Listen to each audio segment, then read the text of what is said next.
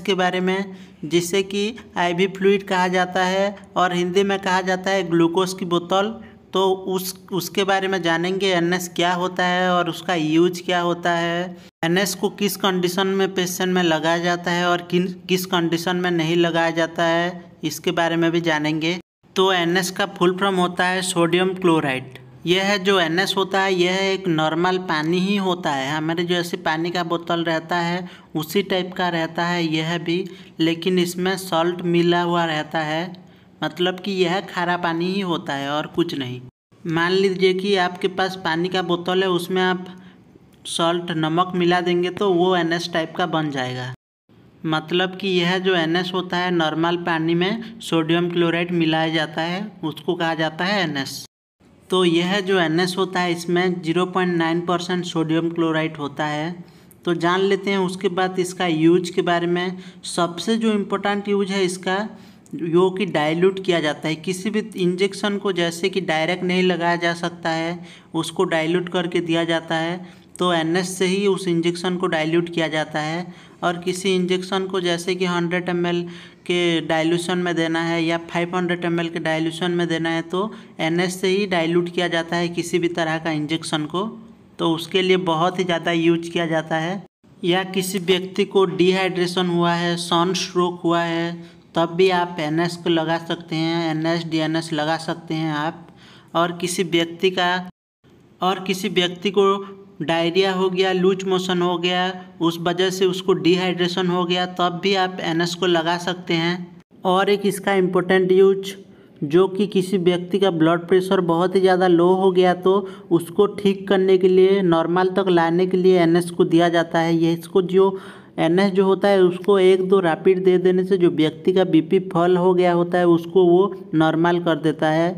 और किसी व्यक्ति खाना नहीं खा रहा है, किसी वजह से वो खाना खा नहीं पा रहा है या हॉस्पिटल में एडमिशन है तो उस टाइम वो खाना नहीं खा रहा है तो उस टाइम भी NS को लगाया जाता है। या किसी व्यक्ति का सर्जरी होने वाला है या सर्जरी हो रहा है उस टाइम भी लगाया जाता है और सर्जरी के बाद भी NS को लगाया जाता है। मतलब कि इसका जो सीधा मतलब होता है किसी भी तरह का पेशेंट होने से आप NS उसको चढ़ा सकते हैं।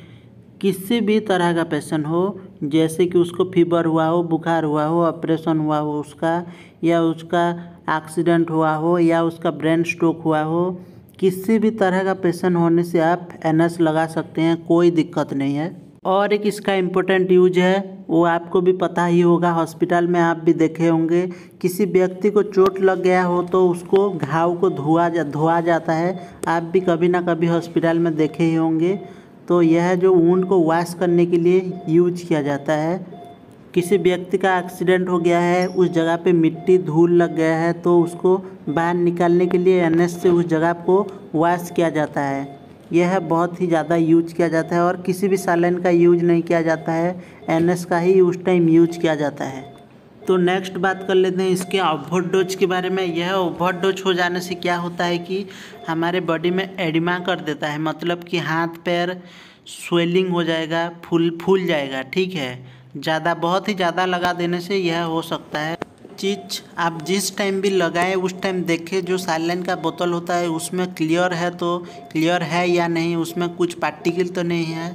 तो उसमें आपको कुछ दिखाई देने से उसको कभी भी आप मत लगाना।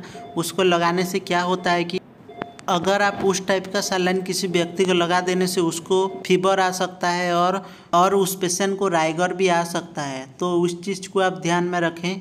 तो नेक्स्ट बात कर लेते हैं इसको कैसे लगाया जाता है। यह एक IV फ्लूइड है, मतलब IV ही लगाया जाता है, वैन में लगाया जाता है, जैसे कि सैलाइन लगाया जाता है उस टाइप का लगाया जाता है। तो इसका जो डोज होता है एक दिन में आप 3 से 4 लगा सकते हैं मैक्सिमम। इससे ज़्यादा लगाने से क्या होता है कि ओवरडोज हो जाने से हमारा जो सोडियम होता है वो बढ़ जाता है, उसके वजह से हमारे शरीर में पानी जमा हो जाता है जिसको कहा जाता है एडिमा हो जाता है। तो ये चीज़ आप ध्यान में रखें। अगर आपको वीडियो अच्छा लगा तो एक लाइक करें और आपने अभी तक चैनल को सब्सक्राइब नहीं किया तो सब्सक्राइब कर दें। Thank you for watching.